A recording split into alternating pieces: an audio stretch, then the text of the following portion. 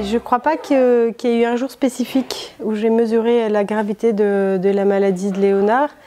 Parce que quand le médecin a fait ce diagnostic de SLA, la sclérose latérale amyotrophique, qui est aussi appelée la maladie de Charcot, elle nous a dit que Léonard en avait une forme atypique. Et donc on s'est dit que du coup c'était atypique, donc moins grave. Et je pense que lui comme moi n'avons pas relevé de manière immédiate. Est-ce qu'on a été dans le déni? Est-ce qu'on a refusé de voir la réalité au départ? Je ne sais pas très bien. Mais il y a eu plusieurs petits clignotants. Il y a eu un jour où on a visionné un court-métrage par le plus grand des hasards. Et on a vu ça. Et là, ça a été quand même un petit peu dur.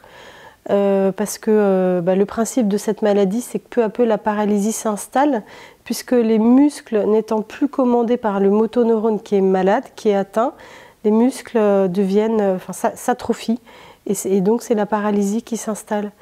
Et donc ça, on n'en était pas encore là, enfin Léonard n'en était pas encore là quand on a visionné ce court-métrage, mais donc du coup, on s'est un peu projeté malgré nous. Donc là, il y a quand même eu une prise de conscience sans chercher à aller plus loin.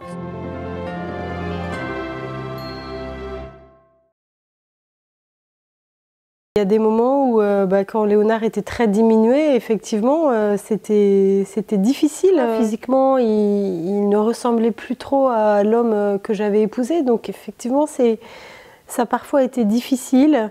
J'ai eu des manquements à l'amour parce que j'ai pu être parfois impatiente, lui dire attends, ou on verra. Enfin, vous voyez, lui parler avec un manque de bienveillance, un manque d'amour, un manque de patience.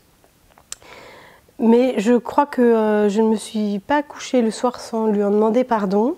Ce qui était aussi difficile avec Léonard, c'est qu'il avait du mal à communiquer, à dire ce qu'il ressentait, à dire sa peur, à dire sa souffrance, sa tristesse devant la maladie.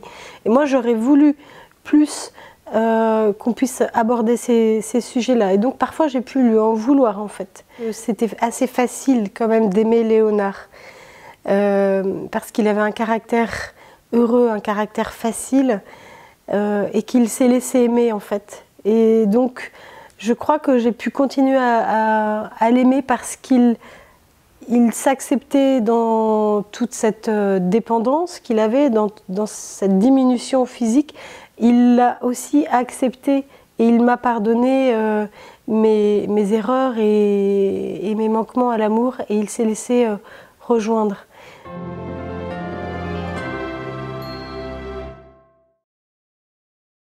Il y a, je dirais, une différence entre l'espoir et l'espérance.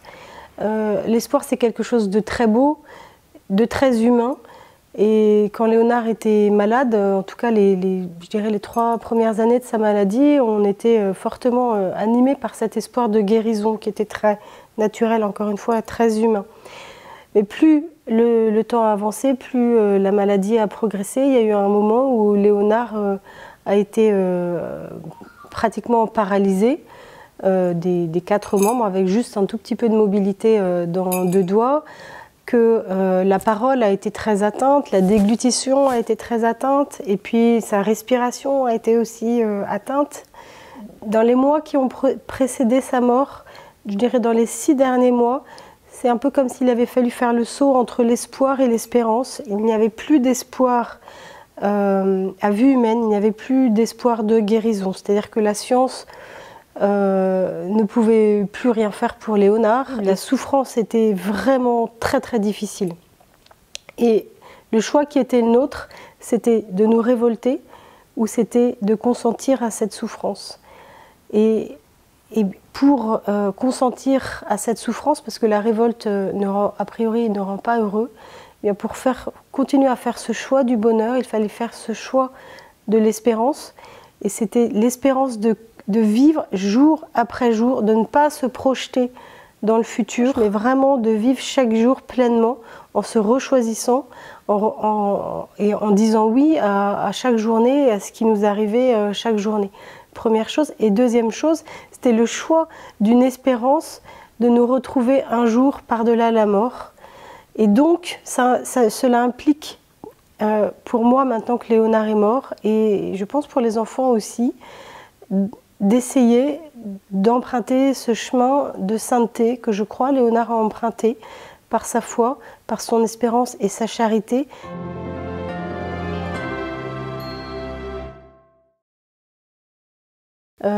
La foi, elle n'a pas empêché la souffrance, mais la souffrance n'a pas non plus empêché la foi. Et cette foi, elle a été vraiment au cœur de notre vie parce que nous savions que le Seigneur s'était engagé dans notre mariage, que le Seigneur était présent et c'était un peu comme une bouffée d'air, si vous voulez, ce qui nous permettait de respirer. C'est pas une bouée de sauvetage, mais c'est quelque chose qui est toujours essentiel et hyper présent. Je ne peux pas imaginer ma vie sans cette espérance de la résurrection. En fait, c'est vraiment ça qui est clé. J'aurais du mal à comprendre le sens de ma vie si je n'avais pas, grâce à la foi, un sens à ma mort et à la mort de Léonard.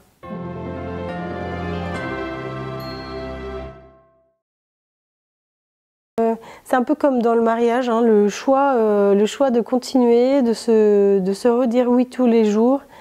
En fait, voilà, c'est ça, c'est pareil. C'est que tous les jours, il faut redire oui et reconsentir chaque jour à ma vie, à ce qui m'est arrivé et à ce qui m'arrive chaque journée.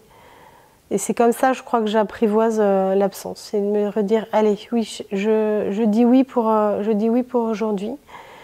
Et je parle beaucoup à Léonard. On a pas mal de photos. Je mets une petite bougie au pied de sa photo. Je lui parle. Parfois, je l'engueule. Hein. Parfois, je lui dis que je l'aime. Je lui redemande en mariage, comme cette dernière demande en mariage que j'avais fait à son chevet quelques jours avant qu'il ne meure.